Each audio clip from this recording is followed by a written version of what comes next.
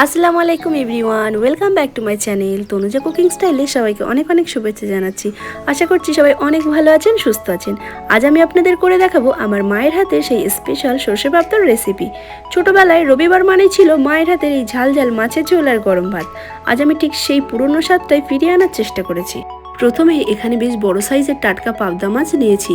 এতে আমি নুন, হলুদ আর 1 চামচ সর্ষের তেল মাখিয়ে নিচ্ছি। মা বলতেন পাবদা মাছ ভাজার সময় খুব ফাটে, তাই তেল মাখিয়ে নিলে আর ভয় থাকে না।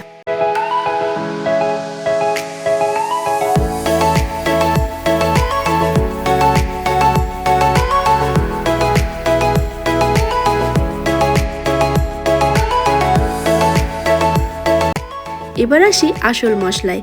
একটা মিডিয়াম সাইজের টমেটো কুচি, 2 থেকে 3টে শুকনো লঙ্কা, কালো ও সাদা সর্ষে, 2 রকম বাদাম আর একটু পানি দিয়ে একটা পেস্ট বানিয়ে নেব। মা সবসময় বলতেন সর্ষে বাটার সময় সামান্য শুকনো বা কাঁচা লঙ্কা আর একটু বাদাম দিতে, যাতে ঝোলটা একটু তেতো না হয়। আজ আমি সেটাই করছি। তেলটা গরম হয়ে এলে একে একে মাছগুলো ছেড়ে দিন। খুব কড়া করে নয়, হালকা গোল্ডেন ব্রাউন করে ভেজে তুলে নেবেন।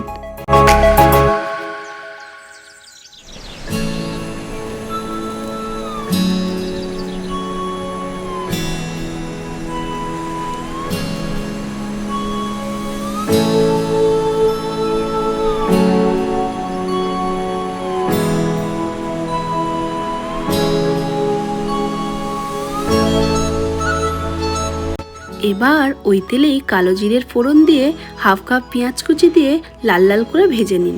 এই গন্ধটাই যেন বলে দেয় রান্নাটা জমে যাবে। এখন 1 চামচ আদা রসুনের পেস্ট দিয়ে এটাকে ভালো করে ভাজতে থাকুন যতক্ষণ আদা রসুনের কাঁচা গন্ধটা যাচ্ছে।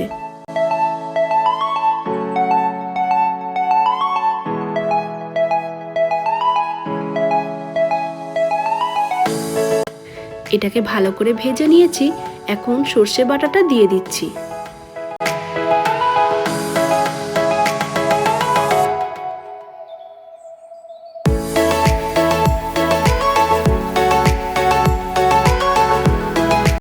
স্বাদ মতো লবণ, সামান্য হলুদ আর রঙের জন্য একটু কাশ্মীরি লঙ্কার গুঁড়ো দিয়ে দিলাম।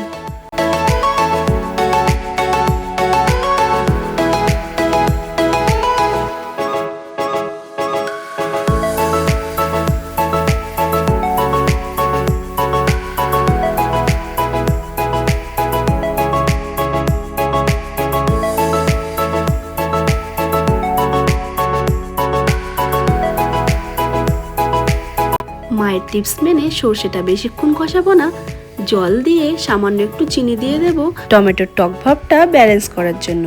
ঝোলটা ফুটে উঠলেই মাছগুলো দিয়ে দেব।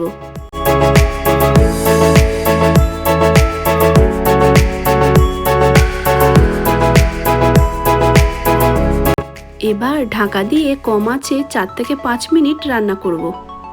রান্না প্রায় রেডি হয়ে গেছে। নামানোর আগে ওপর দিয়ে সামান্য ধনেপাতা কুচি আর একটু গরম মশলা ছড়িয়ে দেব।